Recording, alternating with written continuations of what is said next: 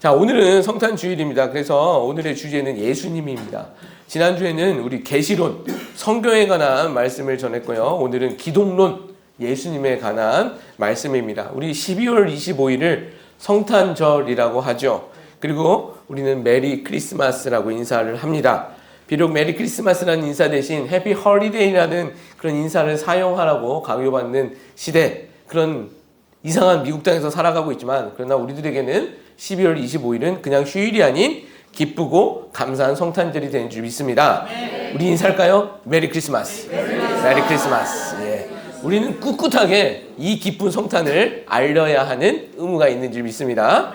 자, 우리는 지난 시간 계시에 대해서 살펴보았죠. 계시에는 두 종류가 있다고 말씀드렸습니다. 일반 계시와 특별 계시입니다. 일반 계시로는 자연과 양심이라는 것이 있다라고 그랬어요. 그런데 그 자연과 양심으로는 우리가 믿는 하나님을 우리는 알 수 없다라고 또 말씀드렸죠. 그러기에 하나님께서는 자신을 특별한 방법으로 자신을 보여주셨는데 그것이 특별 계시라고 말씀드렸습니다. 그리고 그 특별 계시를 하나님께서 글로 적게 하시고 그것을 보존해 주셨는데, 그래서 모든 세대와 모든 인생들에게 전해 주셨는데 그것이 바로 성경이 됩니다. 자, 그러면 하나님의 특별 계시 중 최고의 계시는 무엇일까요? 특별 계시의 방법은요, 하나님의 현현, 기적, 그리고 선지자들의 말씀 등이 있다라고 했습니다. 그러나 그 중에서 하나님이 자신을 보여주신 최고의 계시를 꼽으라면 어떤 것일까요? 바로 우리 예수님이십니다. 하나님이 친히 인간이 되셔서 우리 인간들에게 직접 자신을 보여주신 사건이죠. 무한자가 유한자가 된 사건, 창조자가 피조물이 된 사건, 시간과 공간의 주인이신 분이 시간과 공간의 지배 아래 들어오신 사건, 그렇게 자신을 보여주신 사건, 이것이 예수님 사건입니다. 이것은 굉장히 놀라운 사건입니다. 그래서 하나님의 계시 중 최고의 계시는 바로 우리 예수님이 되신다는 것이죠.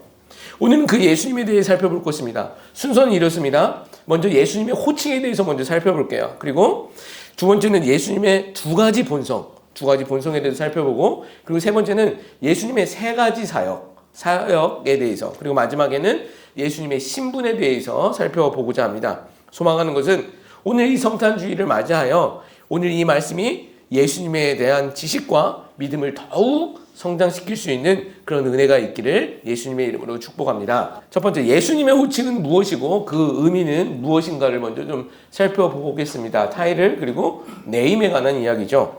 먼저 예수님의 이름이 무엇이죠? 예수. 지지어스입니다. 예수라는 이름은요, 사람 이름이에요. 사람 이름. 인간 예수님의 이름이죠. 예수라는 이름의 구약의 이름은 히브리어로 여호수아가 되어집니다. 그리고 축약하면 호세아라고 부르기도 하죠. 뜻은 하나님이 구원하신다, 구원자라는 뜻을 가지고 있습니다. 제가 호세아서 말씀 전할 때도 그때도 전해드렸었는데, 여호수아는요 승리를 상징하는 사람이고 호세아는 구속을 상징한다고 말씀드렸죠. 그리고 신약의 똑같은 이름인 예수님은 십자가에서 그 승리와 그 구속을 다 이루셨다라고 말씀드렸죠. 그것이 구원의 예수님 사건이라고 말씀드렸습니다. 예수님 당시에 예수라는 이름은요 아주 흔한 이름이었습니다. 그래서 성경은 예수님 이름 앞에 예수님의 고향인 나사렛을 붙여서 나사렛 예수라고 부르고 있는 것입니다. 예수라는 이름이 너무 흔해서 그 지역 이름을 같이 부르고 있는 것이죠. 그만큼 예수라는 이름은 너무 흔했던 것입니다. 이것이 우리에게 알려주는 것은 예수님 당시 이스라엘 안에 있었던 그 구원에 대한 열망입니다.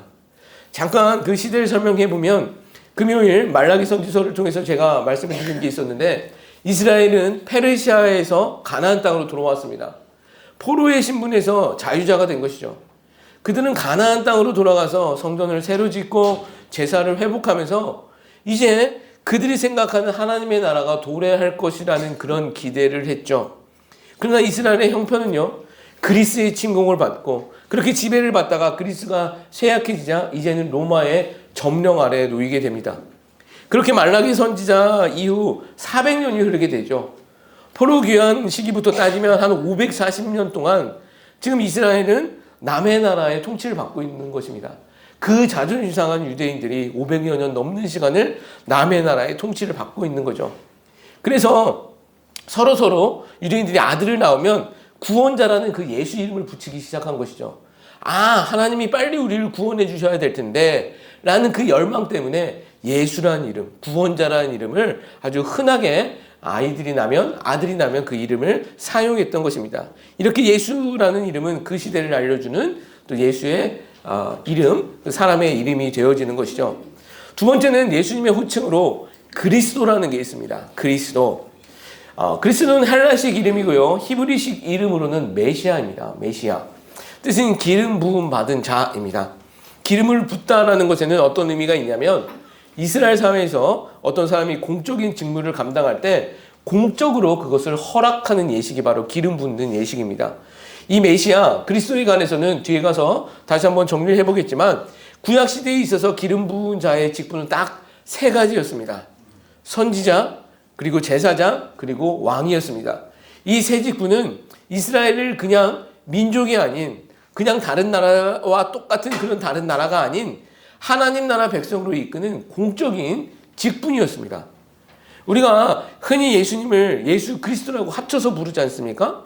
이것은 이게 저를 부를 때 김은광 목사라고 부르는 것과 똑같은 거예요. 제 개인 이름은 김은광이고 또 직분이 목사인 것처럼 예수 그리스도라는 것은 예수가 그 사람의 이름, 개인의 이름이고 그리스도가 직분이 되는 것입니다.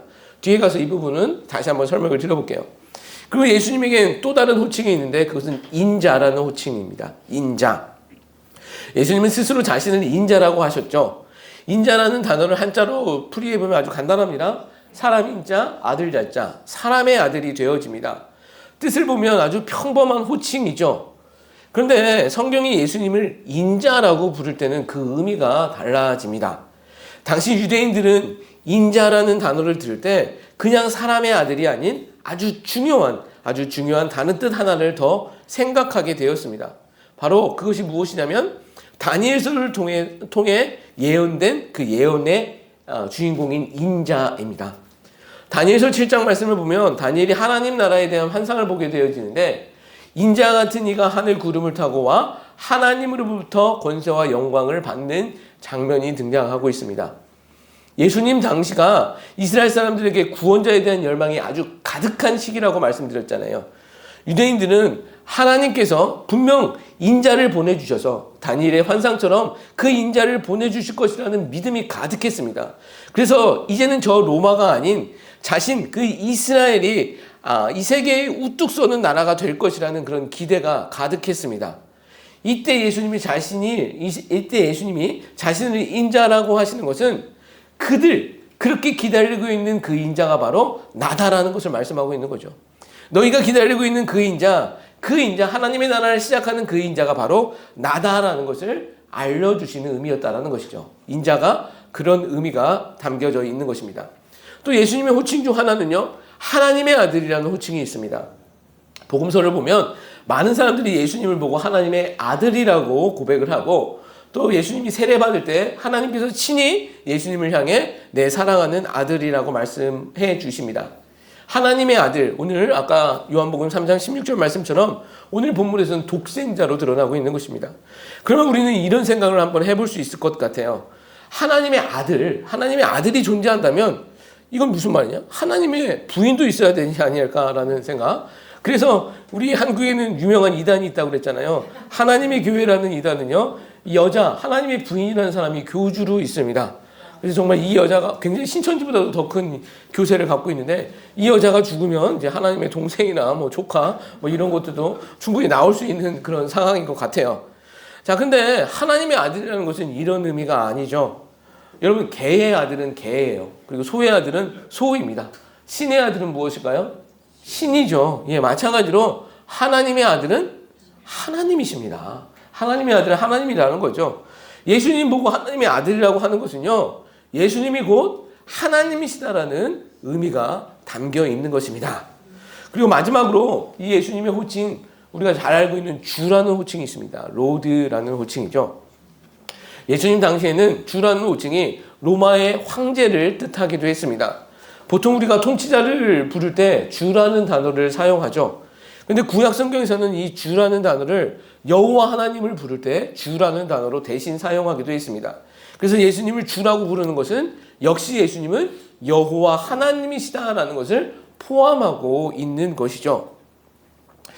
이 근처 한 30분 정도 올라가면 썬밸리 지역에 그레이스 커뮤니티 처치라는 교회가 있어요. 거기 담임 목사님이신 존 메가더 목사님이라는 분이 계십니다. 이 개혁주의 전통에서 아주 영향력 있고 정말 존경받는 목사님이신데요. 이 목사님께서 한 22여 년 전에 로드십 논쟁이라는 큰 화두를 우리 개신교회에 던져준 적이 있습니다. 주대심의 논쟁이에요. 주대심. 짧게 말씀드리면 예수님은 주와 그리스도로 우리 안에 계신다라는 것이죠. 여기서 주는 통치자, 왕으로서의 하나님을 의미하는 것이고 그리스도는 구원자 하나님을 말씀하고 있는 것입니다. 즉 예수님이 주와 그리스도가 되신다는 것은 예수님은 우리에게 왕과 구원자가 되신다라는 것이죠.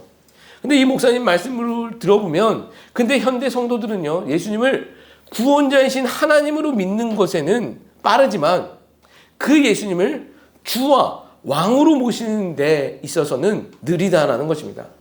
예수님을 나의 구원하시는 하나님으로는 환영하죠. 그런데 예수님이 나의 삶을 구석구석 통치하시는, 나의 삶을 관여하시는 왕이 되시는 것은 반가워하지 않는다라는 거예요. 그래서 이 부분이 회복되어져야 된다라고 말씀을 하셨죠. 저는 메가더 목사님의 이 주제가 아주 중요하다고 생각이 듭니다. 왕과 구원자라는 것은 떨어질 수 있는 것이 아닙니다. 그렇죠? 주와 그리스도, 왕과 구원자는 떨어질 수 없습니다. 지난주 우리는 신분의 구원과 수준의 구원에 대해서 말씀을 나눴습니다. 우리가 구원을 받았다면 이제는 구원받은 자의 수준으로 살아갈 수 있어야 된다라고 말씀드렸잖아요. 이것이 안 되니 사람들에게 손가락질 받는 그런 모습이 되어진다고 그랬잖아요. 이것은요, 주와 그리스도는 떨어질 수 없는 것이고 구원받은 자의 신분으로 살아가는 것이 떨어질 수 없는 것처럼 예수님이 구원자가 되셨다면 오늘 그 예수님은 우리의 왕이 되는 줄 믿습니다. 우리의 주 로드가 되신다라는 거예요. 우리의 삶의 구석구석을 하나님께서 통치하시는 그 로드가 되어주신다라는 거예요. 우리 주 예수님이 말입니다. 정말 소망하는 것은 우리의 삶의 구석구석 그 하나하나까지도 우리 삶의 주인이신 예수님께 맡겨낼 수 있는 우리 모두가 되시길 예수님의 이름으로 축복합니다. 예수님은 우리의 왕이 되신다라는 거죠. 그리고 두 번째는 예수님의 본성에 대해서 한번 생각해 보기를 원합니다. 예수님의 본성에는 두 가지가 있습니다. 예수님의 신성과 예수님의 인성입니다. 쉽게 말해 예수님은 참 하나님이시면서 참 인간이라는 거죠. 예수님은 100% 하나님이시며 또 100% 인간입니다. 이 부분을 우리가 좀 이해하기가 어렵죠. 우리가 삼위일체 하나님을 이해하기 어렵듯이 100% 하나님과 100% 인간을 받아들이는 것은 쉽지 않습니다. 우리 지성으로 이해하는 것은 쉽지 않습니다. 우리가 그리스 신화 같은 데에서 나오는 반신반인 50대 50 뭐 이 정도는 이해하기 할 수는 있지만 100% 하나님 그리고 100% 인간은 우리가 좀 이해하기 좀 어려운 부분이긴 해요. 그래서 역사 속에서 많은 이단들이 이 문제를 가지고 공격해 들어오기도 했습니다. 또 성경을 왜곡해 하기도 했죠. 현대에 들어서는 여호와 증인 또는 몰몬교들 이들은 예수님의 그 신성을 부인합니다. 이슬람도 그렇죠. 예수님을 선지자로 인정하는데 하나님으로 인정하지는 않아요. 예수님의 그 하나님의 되심을 부인하고 있는 거죠. 그들에게 예수님은요 그냥 피조물 중에 하나일 뿐입니다. 그냥 선지자 중에 하나일 뿐이죠. 그래서 우리는 그들을 그렇게 말하는 사람들을 굉장히 좀 조심해야 할 필요가 있습니다. 특별히 유튜브 같은 데 아무거나 이렇게 좀 들으시면 안 됩니다. 꼭 물어보시고 들으셨으면 좋겠습니다. 성경을 가지고 이야기한다고 해서 다 성경적인 것은 아니기 때문이죠. 우리가 처음 예수님의 호칭에 대해 살펴본 것은 성경은 예수님이 사람이면서 하나님이라고 선언하고 계신다고 말씀드렸잖아요. 이것을 좀 어려운 말로 양성교리라고 하거든요. 예수님께서는 두 가지 본성이 있다는 거예요. 그 본성이 동시에 존재한다는 거죠. 앞에서 말씀드렸듯이 이것은 신비의 교리입니다. 100% 하나님, 100% 인간. 참 하나님, 참 인간. 그런데 이 교리가 아주 중요한 것은요. 우리 구원과 관련되어 있기 때문입니다. 이 교리는요. 우리 구원과 관련되어 있습니다. 그래서 중요하게 되어지는 것이죠. 구약 성경을 보면 하나님께서 자기 백성인 이스라엘에게 아주 끈질기게 요구하셨던 것이 있습니다. 그중 하나가 바로 이 제사 제도입니다. 구약시대의 제사를 왜 드렸을까요? 간단하게 말씀드리면 하나님께 죄를 지은 인간이 이 짐승 제사를 통해서 그 죄의 문제를 해결받을 수 있었기 때문입니다. 그래서 하나님은 제사 제도를 우리 인간들에게 허락하셨죠. 여기서 하나님의 제물에 대한 아주 고집스러운 하나님의 고집이 등장하는데, 제물은 반드시 무엇이 없어야 된다? 흠이 없어야 한다라는 아주 지독한 고집을 하나님은 그 제물에 대해 말씀을 하셨습니다. 사실 고대로부터 존재하는 다른 종교들을 보아도 짐승 제사는 있었습니다. 그렇죠? 다른 종교에도 짐승 제사 있죠. 하다못해 샤머니즘에도 짐승을 신에게 바치는 제사 행위가 있습니다. 이때 중요한 것도요, 깨끗한 제물이에요. 그리고 정성이 그들에겐 중요했죠. 그래서 돼지 머리도, 웃는 돼지 머리가 더 비싸다고 하더라고요. 그 돼지 머리 올려놓는데 그게 더 정성이라고 합니다. 돼지가 죽으면서 웃지는 않았을 텐데 사람들이 그렇게 보이는 것 같아요. 그래서 그런 머리가 더 귀하게 쓰임 받는다고 하더라고요. 근데 그런 짐승 제사와 하나님께서 요구하시는 제사가 다른 것은요, 다른 종교에서 짐승 제사는요, 단지 신의 노여움을 달래거나 신에게 어떤 것을 요구할 때 짐승을 바칩니다. 짐승 제물을 가지고 신과 관계하는 것, 딜하는 거예요. 달래기도 하고 또 아부하기도 하는 것이죠. 짐승 제물은 신에게 주는 선물이 되는 것입니다. 그래서 좋은 거, 정성을 들여서 뽑았어야 되는 것이죠. 그러나 하나님께 드렸던 짐승 제사는요, 그 제물이 가르치는 것 자체가 완전히 다릅니다. 하나님께 드렸던 그 흠없는 제물은요, 죄 없는 인간을 가리키고 있습니다. 흠 없는 완전한 인간을 가리키고 있는 것이죠. 생각해 보시죠. 하나님께서 다른 종교의 그런 신들처럼 단지 짐승의 제물만을 원하시는 것일까요?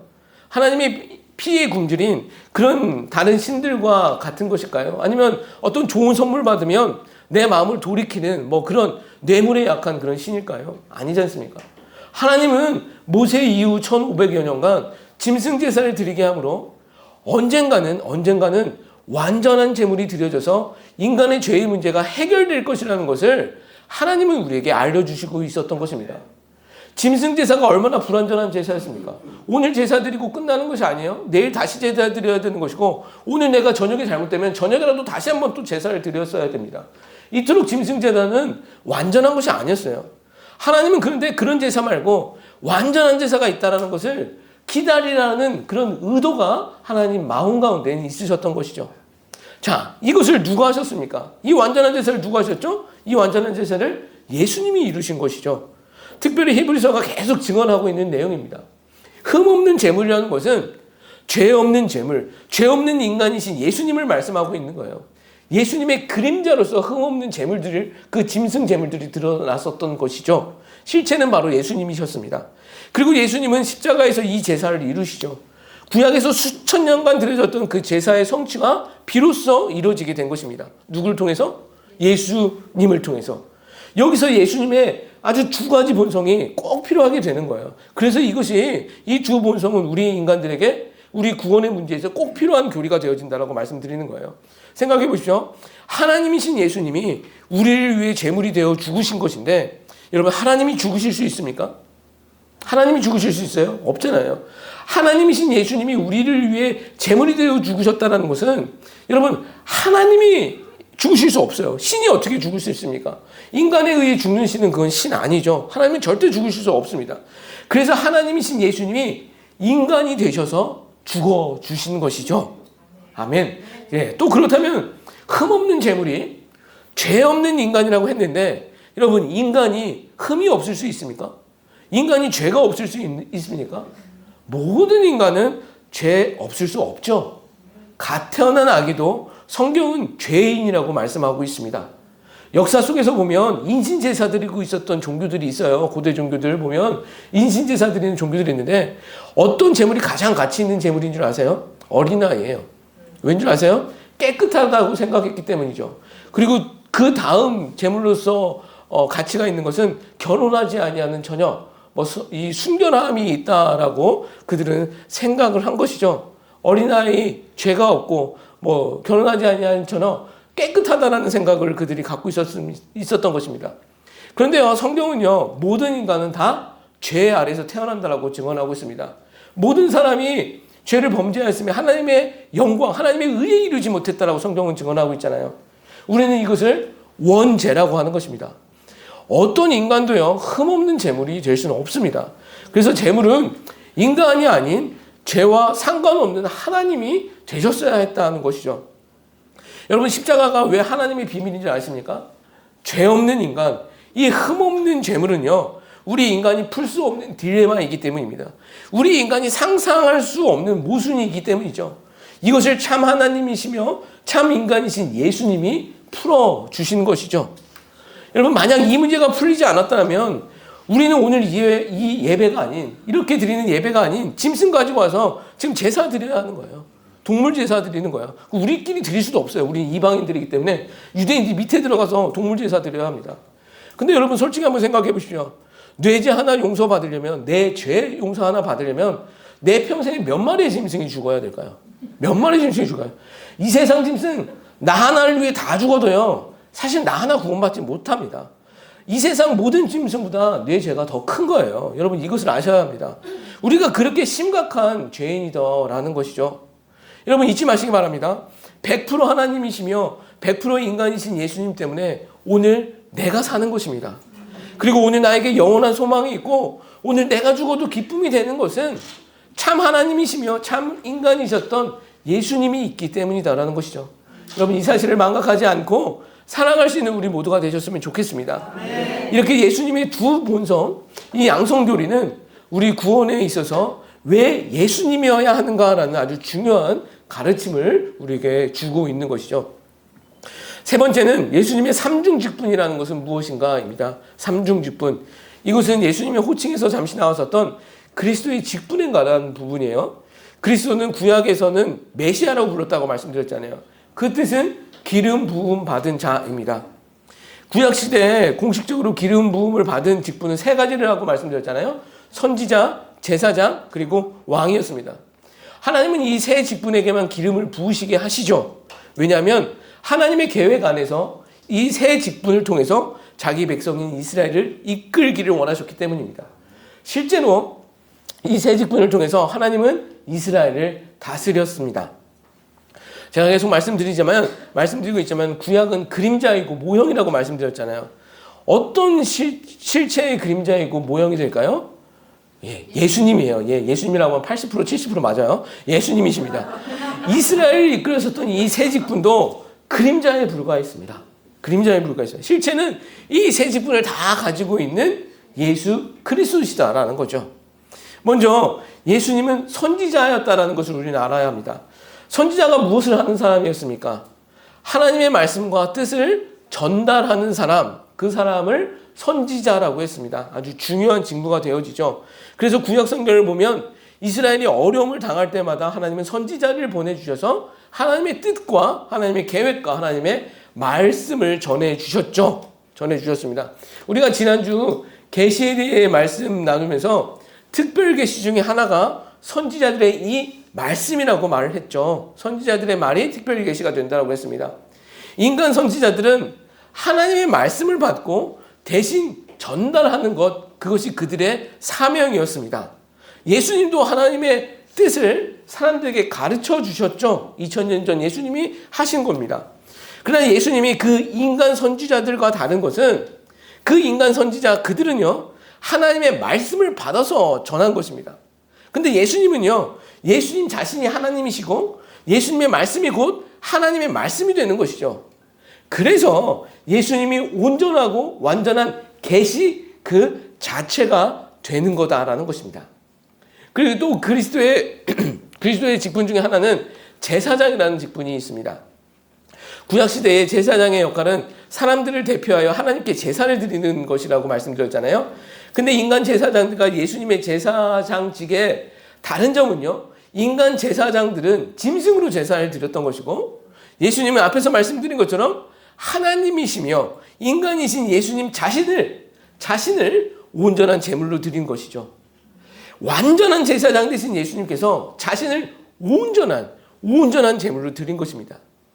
완전하고 온전한 제사를 예수님께서 드리신 거예요. 어디서요? 십자가에서 드리신 것입니다. 이것은요, 단번에 그러면서도 영원한 영원한 제사가 된 것이죠. 십자가의 그 제사는 단번에 한 번의 제사이면서 또 영원한 제사가 되는 것입니다. 자, 그리고 그리스도의 세 번째 사역은요, 왕이라는 직분, 그 사역이 있었습니다. 왕의 사역은 다스리는 것입니다. 하나님의 권세를 받아 다스리는 것, 통치하는 것을 우리는 왕이라고 하죠. 여기서 구약시대의 왕들에게 중요한 것은요, 자기들이 가지고 있는 그 왕의 권세가 자기 거가 아닌 하나님께 받은 것을 알았어야 했습니다. 하나님께서 권세를 주신 것이죠. 자기들은 그 권세를 받은 것입니다. 그러기에 인간왕은요, 백성들을 다스릴 때에도 항상 하나님 앞에서 두렵과 떨림을 가지고 있었어야 합니다. 내가 맞는 것인지, 이것이 맞는 것인지, 이것이 하나님이 원하시는 것인지를 항상 분별하며 살았어야 했다라는 것이죠. 내가 인간 왕이지만 내 왕은 하나님이다라는 것을 잊으면 안 됐습니다. 다윗 왕이 잘못하는 것이 굉장히 많지만 그가 왕이 되었을 때 그가 찬양했었던 건 무엇입니까? 문들아 머리 들어라. 왕이 오신다라는 거예요. 나는 지금 인간 왕이지만 하나님의 왕이 있다. 나의 왕, 우리 이스라엘 왕은 하나님이다라는 것을 인정했다는 거죠. 그것이 다윗의 최고 잘한 모습이 되어집니다. 그런데 구약 이야기는요, 다 인간 왕들이 이 이야기에서 다 실패한 이야기로 진행이 되어지고 있는 것을 보게 되어집니다. 저는 오늘날 정치인들도 이것을 정말 잊으면 안 된다고 생각해요. 선거 때만 되면 교회 왔다 갔다 하는 그런 정치인들 말고요, 자기가 적어도 자기가 크리스찬이라고 생각하는 정치인들이 있다면 하나님 앞에서 두렵고 떨림으로 그들은 정치 활동을 하셔야 하는 것이죠. 그렇죠? 교회와 성도는요, 그들을 위하여, 위정자들을 위해서 그렇게 기도할 수 있어야 되는 것입니다. 하나님 앞에서 두렵고 떨림으로 그들이 정치할 수 있게끔 기도해 주셔야 하는 거예요. 저는 요 며칠 이 한국 뉴스를 보면서 좀 무슨 대통령 이야기 나오면서 무슨 법사 이야기가 그렇게 많이 나오고 도사, 보살, 무당 이야기들이 이렇게 나오는 거 보면서 뭐 너무나도 창피한 거예요. 대통령 따라다니면서 축복 기도해 주시고 그 안수 기도해 주셨던 그런 목사님들 정말 창피해 하셔야 되는 거예요. 결국 그렇게 안수 기도해 주고 맨날 축복 기도해 줬지만 결국 그 대통령 앞에서 무당보다도 더 못한 영향력을 갖고 있었던 거잖아요. 여러분 정말 기도 부탁드립니다. 대한민국 그리고 이 미국 땅의 위정자들이 하나님 두려워하는 마음으로, 떨려하는 마음으로 정치할 수 있도록 기도해 주시기 바랍니다. 자, 다시 내용으로 들어와서 인간왕은요, 실패할 때가 많았지만 예수님의 왕되심에는 실패함이 없습니다. 예수님은 십자가에 죽으신 것만이 아니라 부활하셨죠. 이것은 사망을 이기셨다라는 승리 선언이었습니다. 사단의 머리를 깨부신 사건입니다. 창세기 3장 15절 말씀의 성취 사건인 것이죠. 예수님은요, 능력으로 사망 권세를 이기셨고 우리의 왕이 되셨습니다. 그분이 우리의 왕이다라는 것이죠. 그러기에 우리는요, 왕 되신 예수님을 인정하고 그 통치권 아래에 있으면 우리는 안전하게 되는 것입니다. 세상 나라의 왕은요, 국민이 왕을 위해 죽어야 했습니다. 왕은 자기 살기 위해 얼마든지 국민들을 희생시킬 수 있죠. 그것이 인간 나라, 세상 나라의 왕의 모습입니다. 그러나 우리 왕이신 예수님은 자기 백성들을 위해 왕이 죽으셨습니다. 그분이 우리 왕이 된다라는 거예요. 자기 백성을 위하여 자기 목숨을 버리신 왕, 우리가 그분 안에 있으면 안전하게 되는 줄 믿습니다. 아멘. 정말 우리 모두가, 우리 가정이, 우리 교회가 왕 되신 그 예수님의 통치권 아래에 있는, 그렇게 해서 그 안전을 경험할 수 있는 우리 모두가 되시기를 예수 그리스도의 이름으로 축복합니다. 아멘. 마지막 네 번째는 예수님의 신분은 무엇인가예요. 이것은 예수님의 신분, 컨디션과 그리고 포지션에 관한 부분이 되어집니다. 쉽게 생각하면 우리가 지난번 우리 배웠었던 사도신경 배웠었잖아요. 사도신경을 생각하시면 됩니다. 우리 표를 좀 띄워주실래요? 표를 보면 사도신경의 내용과 같습니다. 첫 번째, 사도신경에서는 이렇게 얘기하고 있죠. 예수님은 성령으로 잉태되었다라고 말씀하고 있죠. 그리고 두 번째, 동정녀 마리아에게 나시고 동정녀 탄생을 증언하고 있습니다. 그리고 세 번째는 본디오 빌라도에게 고난을 받으사, 그리고 네 번째는 십자가에서, 그리고 죽으시고, 그렇게 다섯 번째 장사한 지 사흘 만에 여섯 번째 부활이 되시고, 그리고 하늘에 오르사 일곱 번째 승천하셨다라는 것 증언하고 있습니다. 그리고 하나님 우편에 앉아 계시다라는 것은 여덟 번째 보좌 우편, 하나님 우편이 되는 것입니다. 그리고 마지막 죽은 자를 심판하러 오시리라, 아홉 번째 재림으로 이 사도신경의 예수님의 신분에 관한 내용은 이렇게 진행되고 있습니다. 이렇게 사도신경에는 예수님의 신분을 아홉 가지로 정리하면서 우리에게 알려주고 있는 것이죠. 우리가 잊지 말아야 할 것은 예수님의 신분은 마지막 아홉 번째 재림으로 반드시 완성되어진다는 거예요. 여러분 이거 잊지 마십시오. 우리가 살고 있는 이 호흡이 얼마나 오래 갈 것 같습니까? 여러분 반드시 우리는 그 재림주 예수님을 만나게 된다는 거 잊지 않으셨으면 좋겠습니다. 자, 표를 보시면 아시겠지만 1번부터 5번까지가 지금 예수님의 낮아지심으로 지금 표시가 되어지고 있죠. 층계처럼 지금 내려오고 있는 것입니다. 무한자가 유한자의 세계로 들어오신 것, 창조자가 하나님의 피조 세계로 들어오신 것, 그리고 그것에서 끝나는 것이 아니라 그가 십자가에서 죽으십니다. 죽으심을 기점으로 하여 이제 부활하심으로 지금 이 그림은 다시 올라가고 있습니다. 그렇죠? 십자가 장사 부활함으로 다시 예수님은 올라가고 있습니다. 예수님의 신분 꼭지점에는요, 죽으심과 부활이 있는 것이죠. 그리고 마지막 재림으로 끝이 나고 있습니다. 그러면 예수님 이 9가지 신분 중에서 지금 오늘날 예수님의 신분은 어떤 신분일까요? 몇 번일까요? 8번. 예, 하나님의 보좌 우편에 계신 것입니다. 보좌 우편이라는 것은 우리 생각처럼 뭐 의자 2개 놓고 하나님 앉고 예수님 앉고 뭐 이 정도는 아니에요. 예전에 목사님들은 이 강대상 위에 의자들을 놓고 한 자리는 절대 못 앉게 했습니다. 하나님이 앉으셔야 할 자리라고 그렇게 설명을 해주셨죠. 그래서 또 어떤 목사님들은 의자 3개를 비우시는 분도 있어요. 하나님만 앉으면 안 되고 성부, 성자, 성령 하나님이 다 앉으셔야 된다라고 그렇게 3의자를 비우시는 목사님들도 있었습니다. 근데 그런 의미는 아니에요. 하나님 우편에 앉아 계시다라는 것, 예수님이 하나님 우편에 앉아 계시다라는 것은 예수님이 하나님과 함께 통치하고 계시다라는 것을 말씀하고 있는 거예요. 예수님은 지금도 온 우주와 온 교회를 보호하시고 이끄시고 통치하고 계시다라는 것이죠. 여러분, 교회는요, 사람이 이끄는 건 아닙니다. 만약 사람이 이끄는 곳이 교회라면 머리 좋은 사람들이 많이 있는 곳이 좋은 교회가 되어지겠죠.